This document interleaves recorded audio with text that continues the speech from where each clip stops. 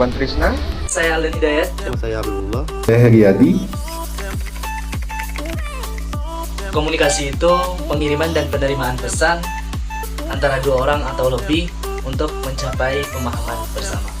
Komunikasi merupakan suatu seni untuk menyampaikan informasi, ide-ide seseorang kepada orang lain.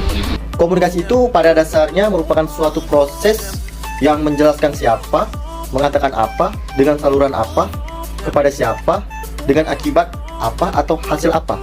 Komunikasi itu suatu transaksi dinamis yang melibatkan gagasan dan perasaan. Ya, sangat penting sekali karena dengan komunikasi, kehidupan maupun proses perkuliahan dapat berjalan dengan maksimal. Apa yang diharapkan dapat terlaksana dengan baik. Dalam kehidupan, dalam proses perkuliahan, semua butuh komunikasi. Ya, sangat penting. Karena komunikasi adalah jalur hidup dari semua organisasi. Cara terpenting untuk menanggapi kekhawatiran organisasi atau perusahaan adalah melalui komunikasi internal yang efektif. Ya sangat penting, sangat penting. Kalau menurut saya sih, kalau untuk proses perkuliahan ya sangat penting karena setiap pelajar sama pelajar itu saling berinteraksi untuk menukar pendapat, misalnya saling bekerja sama dalam bekerja. Contohnya aja kayak kita bekerja kelompok kan, nah itu kan pasti ada saling berkomunikasi antara satu dan dengan yang lain gitu. Kalau untuk kehidupan ya sangat penting banget karena manusia itu nggak bisa hidup sendiri kan. Ya saling berkomunikasi, saling dengan adanya komunikasi ini bisa menjadi suatu menguatkan kita untuk saling bekerja sama gitu. Karena komunikasi efektif itu merupakan bagian internal dari sebuah keberhasilan seseorang, baik di tingkat interpersonal, organisasi, eksternal, maupun masyarakat. Dosen itu tenaga pendidik dalam suatu perguruan tinggi, begitupun mahasiswa adalah peserta didik di dalam suatu perguruan tinggi.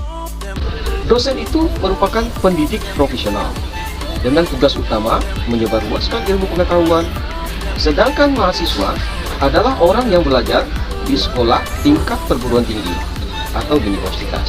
Secara sederhana, dosen itu seorang yang memberikan ilmu, sedangkan mahasiswa itu yang menerima ilmu. Dan mahasiswa itu faktor utama yang terlibat dalam proses perkuliahan.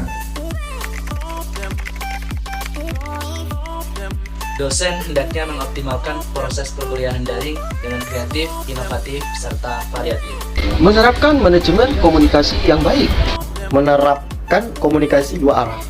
Dosen memberikan perhatian kepada mahasiswanya walaupun itu adalah hal yang kecil.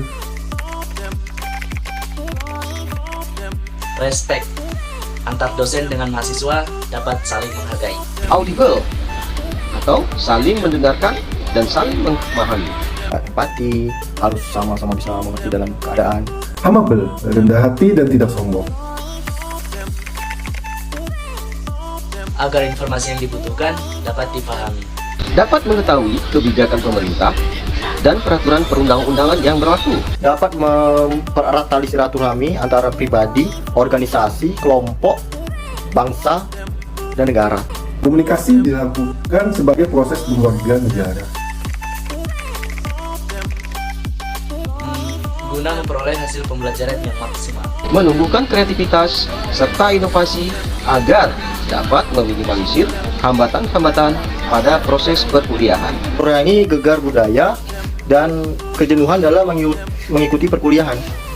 Menciptakan kedekatan atau keakraban antara dosen dan mahasiswa. Hebat. Mantap. Yeah, is the best. Luar biasa.